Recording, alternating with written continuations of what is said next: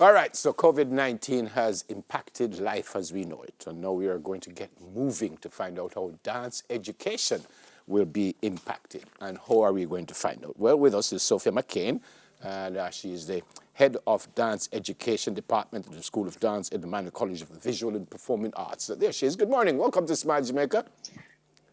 Good morning, Neville. How are you? I was going to ask the stupidest question. I say, you ever go through anything like this? But none of us ever go through anything like this before.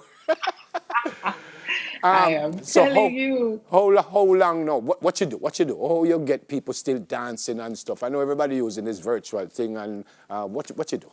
Tell me, explain to me. I know. Well, the truth is that this pandemic hit everybody the same thing with a lot of shock and a lot of need to the buzzword pivot to try and keep doing what we're doing with the restrictions and the health guidelines.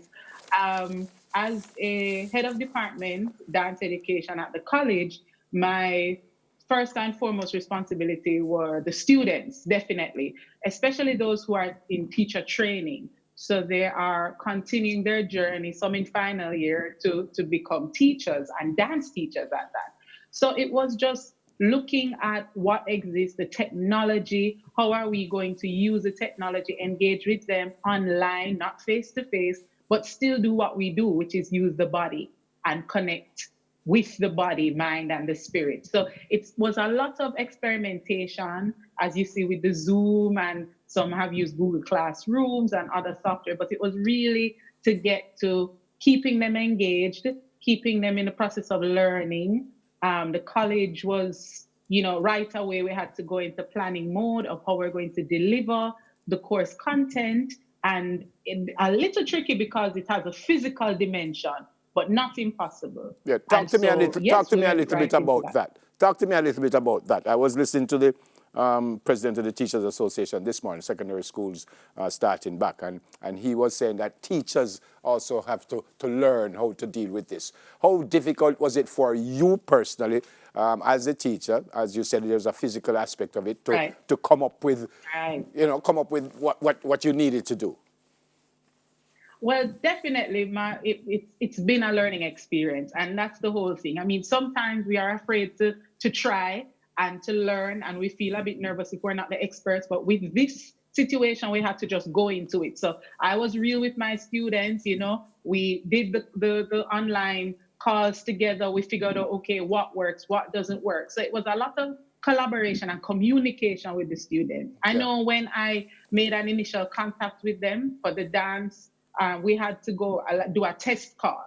So we had to say, okay, this is how it looks. These are the challenges. Can you hear the audio? Can you see me when I am moving? What do you need me to do? Okay, I can't see you. Adjust your camera. And you find that as a dance instructor, you have to become very verbal, and you have to be very clear with your instructions. There's also the issues with the delay in the internet, the speed of the Wi-Fi, connectivity, all these different technical issues. But I think the key point was that there is that connection with the students. So we understand if you have a device, a mobile phone, a laptop, we would work with it.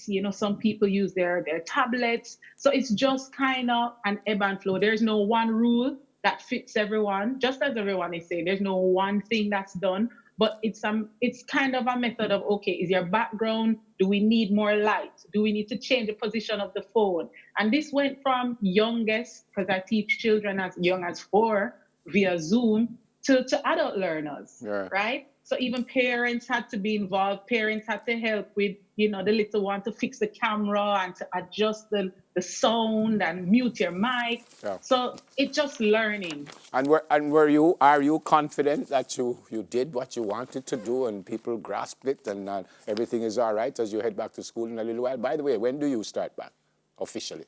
Well, the college would have been in their examination period to close out the semester. So fortunately, we don't have to go back in to a face-to-face kind of situation until the new semester, Okay. which usually starts in August. But I think there might be a delay in the start date. So we have a few months to kind of plan how, and we're in the process of planning how we do that face-to-face with the social distancing, but also recognizing that we're movers and we need the body. So in a sense, we inevitably we have to connect. Yeah, and you're So yeah, I confident. believe And you're confident that I am.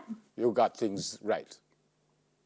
I am. I always say it might not have been the best situation, definitely for everyone, but I believe that it is a good learning experience, even to know, okay, when challenges come up, how do we deal with it? I believe they're no worse off for having engaged with this kind of technology. I believe that there will never be a total online dance experience just in and of itself because we are movers. Yeah. But I definitely see where there are advantages to the hybrid model. And so going forward, we will incorporate more online teaching in our face-to-face to accommodate as many people that we can. All right. Good luck with that, and thanks for joining us this morning. Stay Yes, safe. thanks so much. Stay Yes. safe. All right. All Same right. to you. She's the head of the Dance Education Department at the School of Dance at the Manley College of the Visual and Performing Arts, Sophia McKain. News in 5. Soon come.